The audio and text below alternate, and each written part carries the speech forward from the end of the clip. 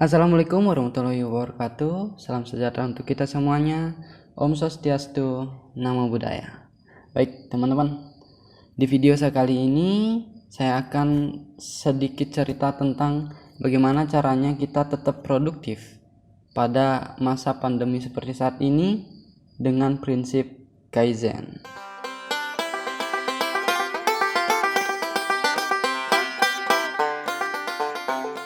Baik teman-teman, mungkin sudah banyak beredar cerita-cerita tentang COVID-19 atau virus corona, tapi kita di sini nggak ngebahas itu.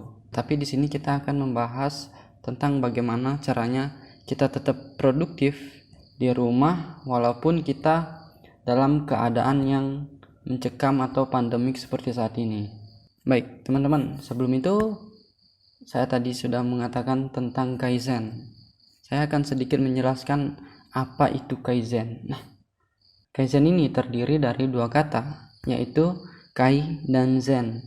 Nah, Kai ini jika diterjemahkan ke bahasa Indonesia merupakan perubahan.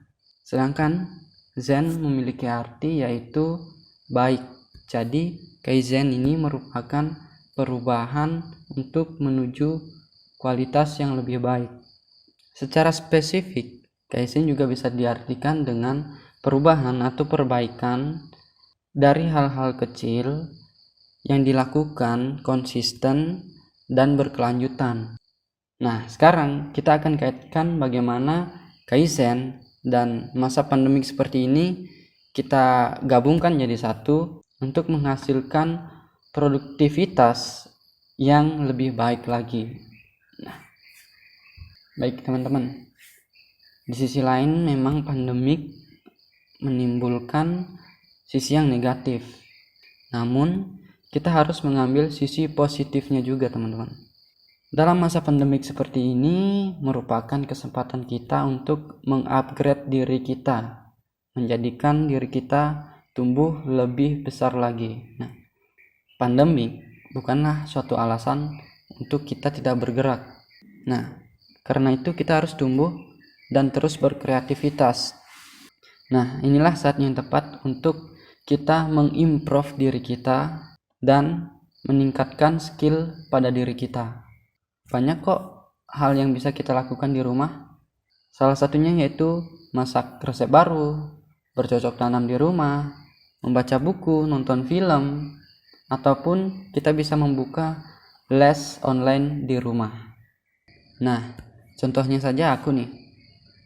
Berapa minggu belakangan ini aku banyak membaca buku tentang public speaking, public relation, dan juga buku negosiasi. Nah, ini tujuannya untuk meningkatkan skill yang aku miliki.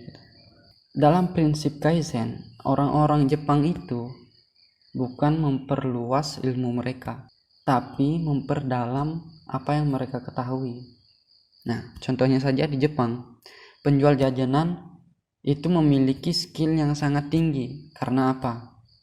Karena mereka terus mengasahnya, terus melakukannya setiap hari. Mereka tidak melakukan hal yang lainnya.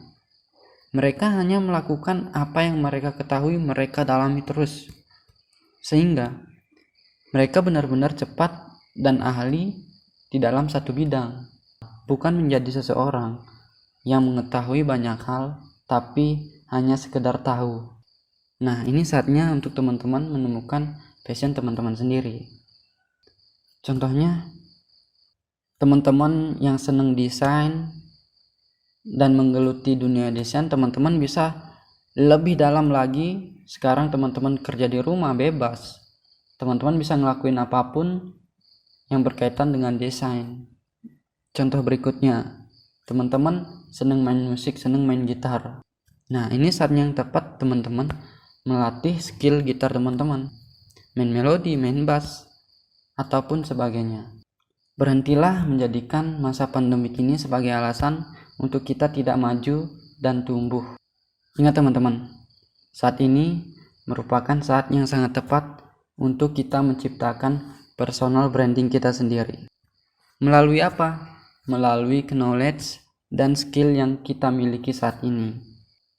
Untuk teman-teman yang melakukan bisnis, ini juga merupakan saat-saat yang sangat penting, karena disinilah saatnya kita menyusun rencana yang lebih besar untuk kita bisa lebih maju dan berkembang lagi.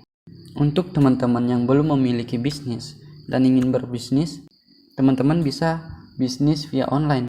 Nah, ini juga merupakan salah satu jalan keluar untuk teman-teman yang belum memiliki modal besar.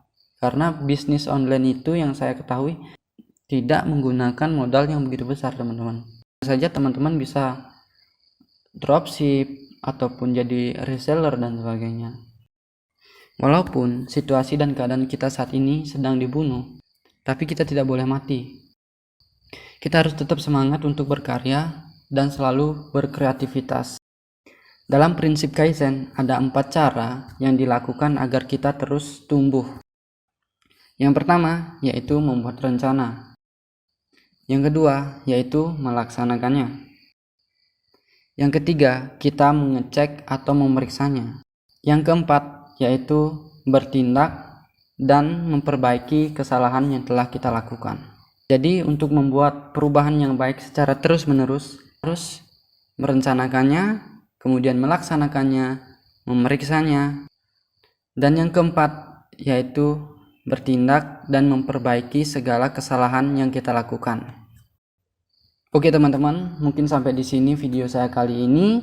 Kita akan lanjut lagi di video saya yang berikutnya. Dan untuk teman-teman, terus dukung channel saya dengan cara like, subscribe, dan beri komentar jika teman-teman ingin bertanya. Dan tentunya share agar teman-teman kalian bisa mengetahui tentang ilmu-ilmu yang akan dibagikan berikutnya. Saya Aldi Adnyana, dan see you!